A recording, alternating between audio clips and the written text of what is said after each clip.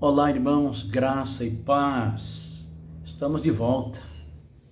E hoje, nosso assunto deste vídeo é como a maldição segue uma família e anda na geração futura. Esse é o nosso assunto hoje. Pois bem, como a maldição segue uma família?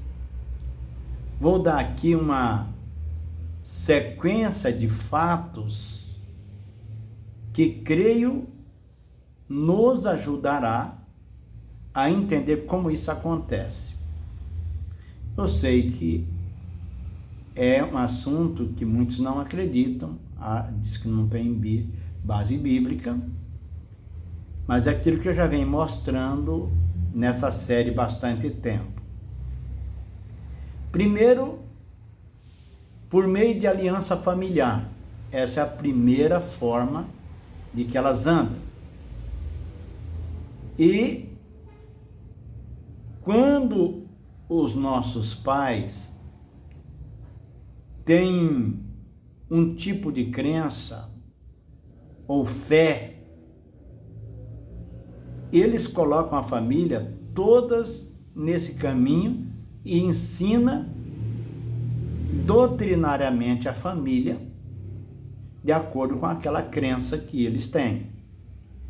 Toda a família, ela fica debaixo da proteção desses deuses ou dessas deusas que eles acreditam. Que eles entendem que vão protegê-los. E os filhos também desenvolvem essa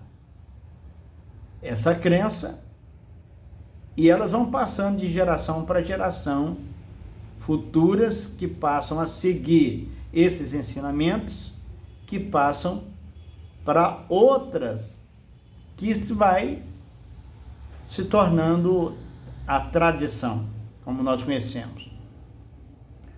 Os demônios, eles usam para segui-los esses pactos, porque eles se tornam portais.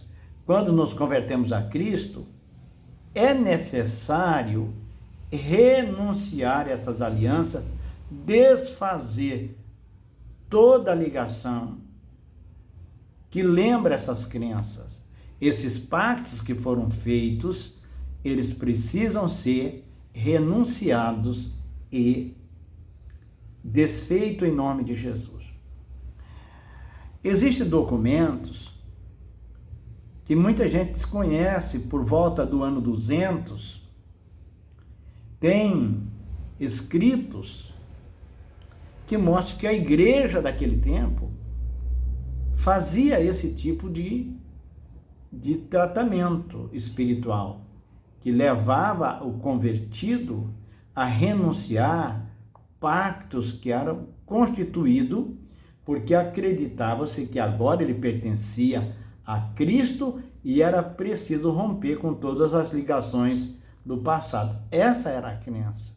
E não é só um documento que tem sobre isso. Vamos ver o que diz a Bíblia. Êxodo 34, verso 12 e 14, melhor dizendo. Abstente de fazer aliança com os moradores da terra para onde vais, para que te não sejam por ciladas, mas derribareis seus altares, quebrareis as suas colunas, cortareis os seus postes ídolos, porque não adorarás outro Deus, pois o nome do Senhor é zeloso, zeloso é Ele. Então, como nós estamos vendo, segundo lugar, qual a segunda causa?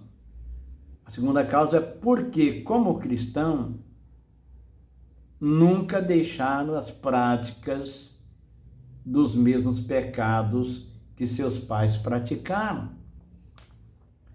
Muitas famílias, nós vemos isso na Bíblia, os pais tinha um tipo de prática, e os filhos continuaram, os descendentes continuaram nas mesmas práticas antigas, nunca deixaram.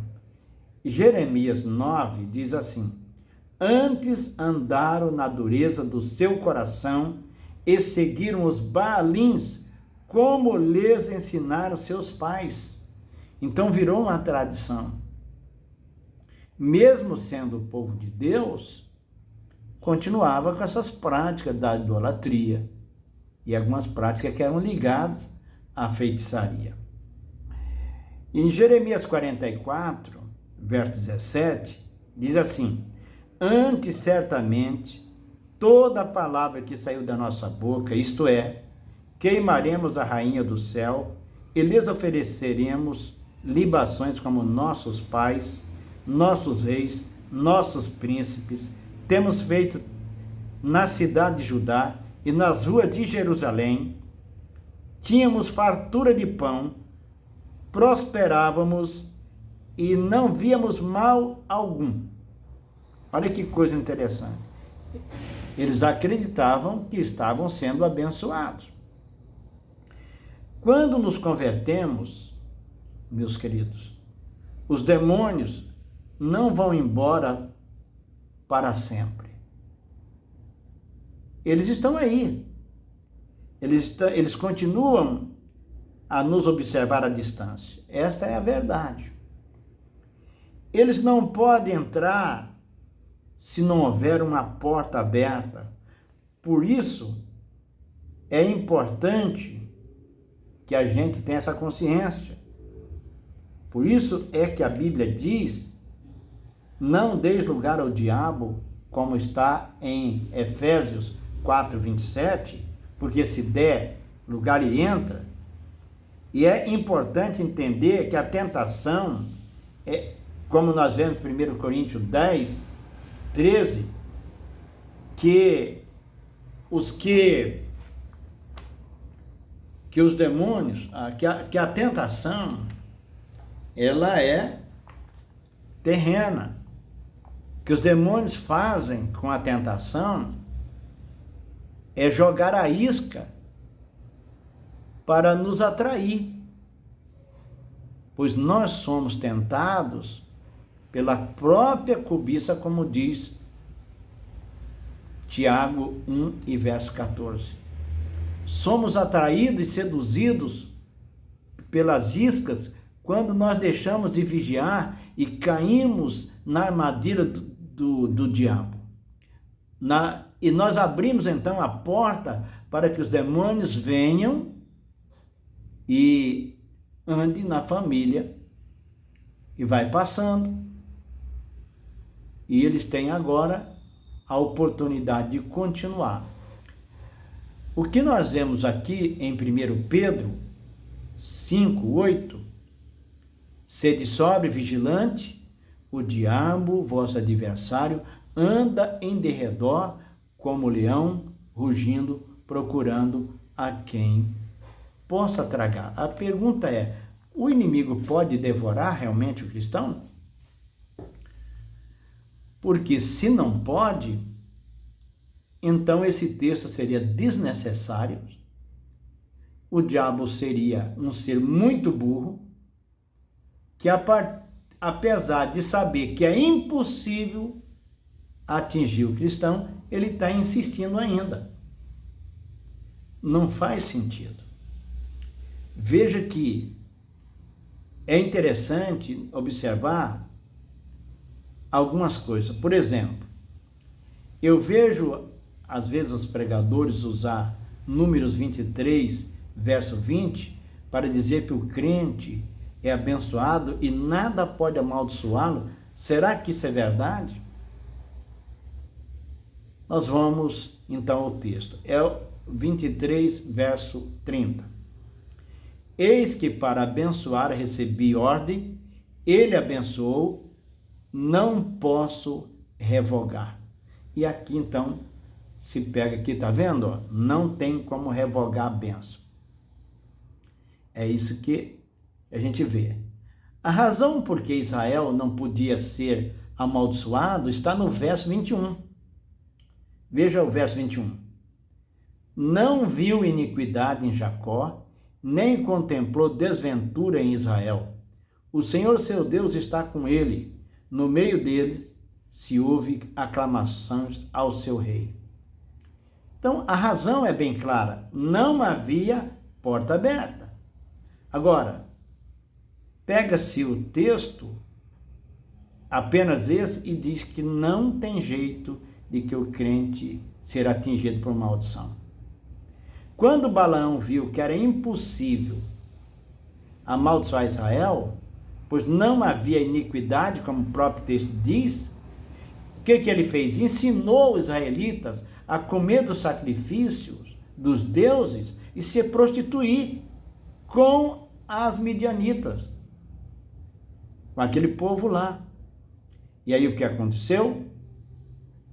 Quando eles se prostituíram, abriu-se a porta e a maldição veio, pois o texto diz que morreram de Israel naquele dia 24.000 pessoas. Você faz ideia do que é ter 24.000 corpos para ser enterrado?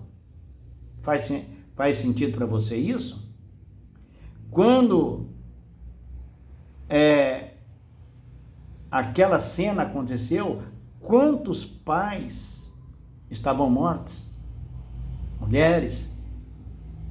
Mulher que ficou sem marido, marido ficou sem a mulher, filhos ficaram sem pais, ou até pais que perderam os filhos, né? Quanto choro houve naquele dia? Você consegue imaginar isso? Certamente isso não é bênção. Leia o texto em Números 25, de 1 a 8, onde aconteceu que eles comeram do produto lá e foram atingidos, comeram o sacrifício, melhor dizendo, e se prostituíram com as filhas daquela gente que Deus havia proibido, e aconteceu o que aconteceu. Então veja bem, tenho todavia contra ti algumas coisas, diz Apocalipse, né? Pois que tens aí os que sustentam a doutrina de Balaão, o qual ensinava a Balaque a armar ciladas diante dos filhos de Israel para comerem coisas sacrificadas a ídolos e a praticarem a prostituição.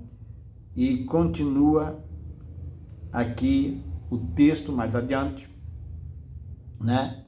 Que eles fizeram o que era errado, praticaram prostituição, e por causa disso veio o problema sobre eles.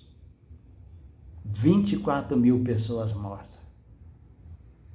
Enquanto eles não abriram a porta, não houve nada. A partir do momento que pecaram, a porta da maldição se abriu e eles foram atingidos. Nós vamos ficando por aqui para que o nosso vídeo não fique muito longo. E voltamos ainda falando nesse assunto num próximo vídeo, em nome de Jesus.